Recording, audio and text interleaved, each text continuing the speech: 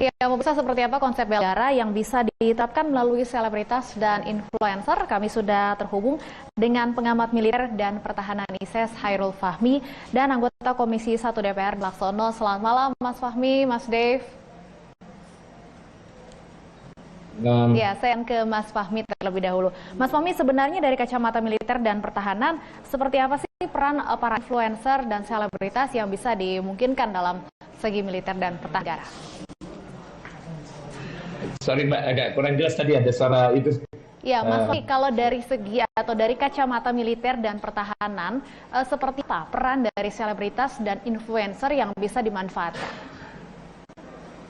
Sebenarnya gini, hakikat pertahanan negara kan adalah segala upaya pertahanan itu bersifat semesta dan penyelenggaraannya didasarkan pada kesadaran atas hak dan kewajiban warga negara serta keyakinan pada kekuatan dan disusun berdasarkan prinsip-prinsip demokrasi, HAM, kesejahteraan umum, lingkungan hidup, maupun ketentuan hukum nasional dan kebiasaan juga prinsip hidup berdasarkan secara damai. Nah, itu berarti tidak bertumpu pada kekuatan militer semata juga, tapi pada kekuatan non militer. Nah, peran dan kontribusi dari para influencer ini juga tidak ketinggalan dia kecakapan, kepiawaian mereka dalam pengelolaan ruang digital sebagai sarana masukan dan penggalangan opini publik.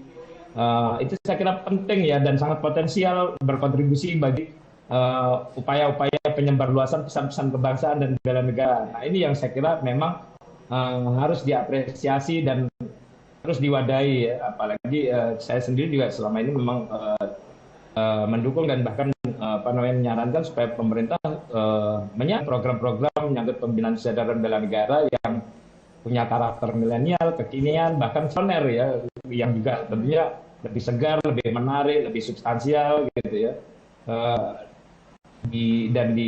diselenggarakan dalam berbagai ruang lingkup dan multi platform gitu supaya memungkinkan jangkauannya makin luas karena tantangan di depan itu bukan hanya bersifat militeristik tapi juga terutama hal-hal yang sifatnya non militer termasuk dalam hal yang bersifat kebudayaan. Nah, itu yang saya kira juga penting untuk didorong terus dan yang kita lihat kemarin adalah ya salah satu wujudnya saja gitu. Ya, penegasan kembali Mas Fahmi, karena seringkali kalau kita bicara mengenai pertahanan, muncul dalam benak kita adalah pertahanan secara militer, ancaman perang, dan sebagainya. Sementara tadi yang Anda sampaikan mengenai budaya, apakah kemudian serangan atau invasi budaya asing ini sebenarnya juga salah satu bentuk ancaman terhadap negara kita? Oh iya betul, ya sebagaimana pertahanan itu dibangun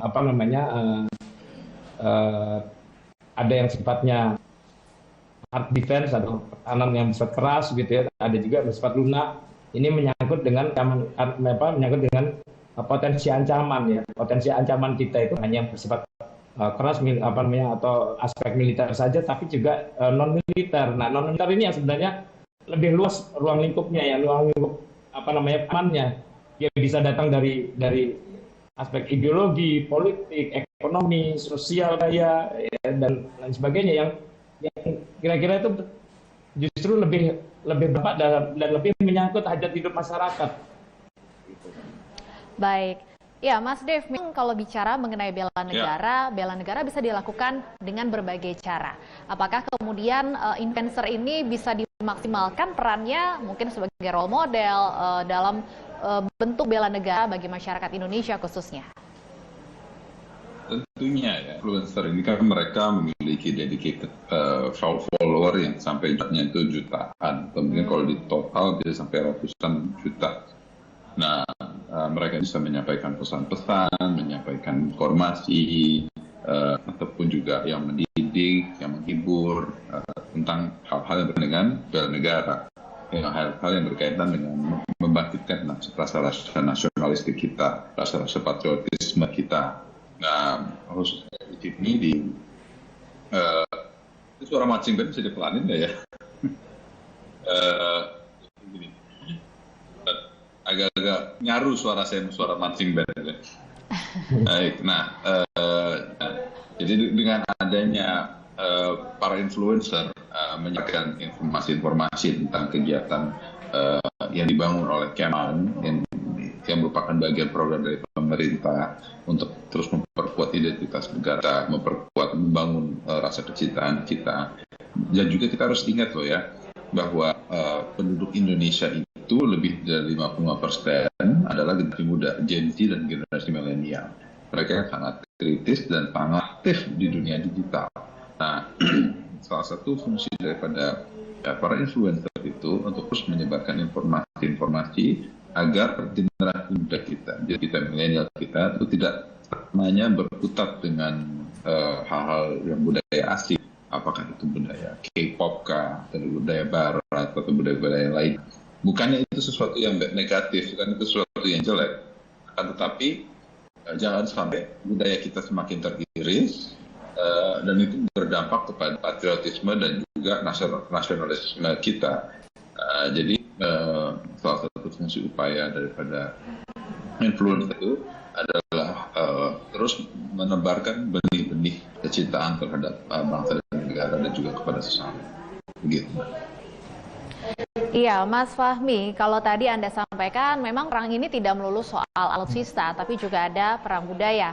Lalu Mas Fahmi, artinya apakah sudah tepat kemudian langkah yang dilakukan oleh Menhan Prabowo menggandeng influencer untuk mengambil peran tersendiri dalam memerangi budaya asing ini? Oh, saya kira sangat tepat ya. Bahkan sebenarnya kalau menurut saya ini jauh lebih tepat daripada pemberian pangkat tituler Korbisir beberapa waktu yang lalu ya, karena kita tidak hanya melihat patriotisme, nasionalisme, kemudian bela negara ini bisa diwadahi melalui aktivitas yang bersifat militer begitu ya, dan militer bukan satu-satunya jalur untuk bisa berpartisipasi dan berperan secara optimal dalam aksi dan narasi bangsaan maupun negara gitu ya, sehingga menurut saya ya ini cara yang sangat tepat dan sangat layak untuk dilakukan gitu ya, karena lagi-lagi kita untuk menghadapi ancaman-ancaman yang sifatnya non militer itu perlu kolaborasi semua pihak, tidak bisa hanya dibebankan pada kemampuan pertahanan kelas semata gitu. Ini harus melalui